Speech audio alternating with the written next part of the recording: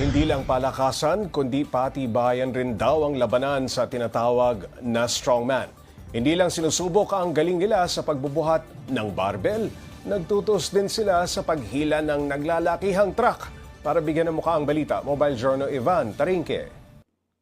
Bumubuhat ng mga mabibigat na bagay mula higanting bato hanggang sa paghila ng mga naglalakihang truck. Ito ang strongman. Dito, bawat galaw ay kakaiba mula sa farmer's carry, pag-angat ng Atlas stones, hanggang sa paglalakad na karga ang daang-daang kilong yoke, walang madali. Kailangan dito lakas, kapit, balanse at syempre, guts na humarap sa mga movements na kadalasan ay hindi mo makikita sa regular na gym. Then we also have implements like yung mga farmer's carry na hindi rin magawa sa regular na gyms. Yun yung mga medyo kakaibang aspect ng strongman compared to other sports.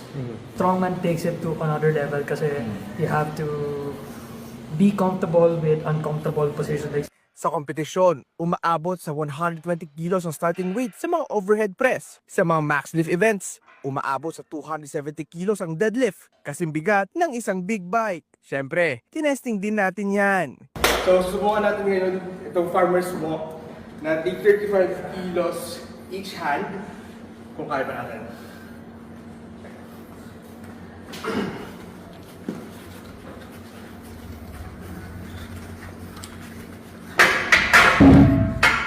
Pero ang pinakamabigat na buhat para sa ilan ay hindi ang barbell, kundi ang paghahanap ng gym na kompleto sa equipment. Hindi kasi karaniwang meron ito sa mga typical fitness centers, kaya karamihan sa mga strongman athletes gumagawa pa ng sarili nilang training gear. Kahit walang malaking cash prize, ang pagmamahal nila sa sport ang tunay na nagpapalakas sa kanila. Dahil para sa kanila, may saysay ang bawat buhat. Mas dynamic si strongman. So hindi lang siya yung pabigatan ng buhat.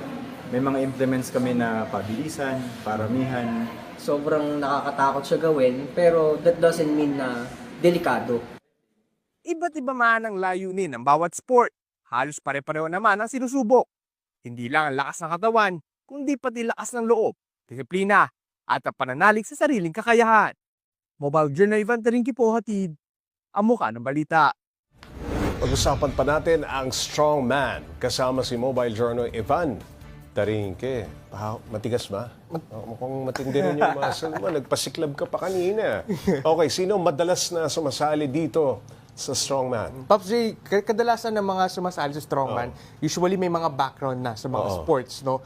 Yung iba at atleta na talaga, no? Katulad kanina si Sir Vince, isa siyang MMA fighter before, no? Nag-transition siya, naging powerlifter hanggang sa mas gusto niya pang enjoyin yung pagbubuhat hanggang sa lumipas siya ng strongman, no, Pops J. Kaya karamihan sa kanila talaga meron ng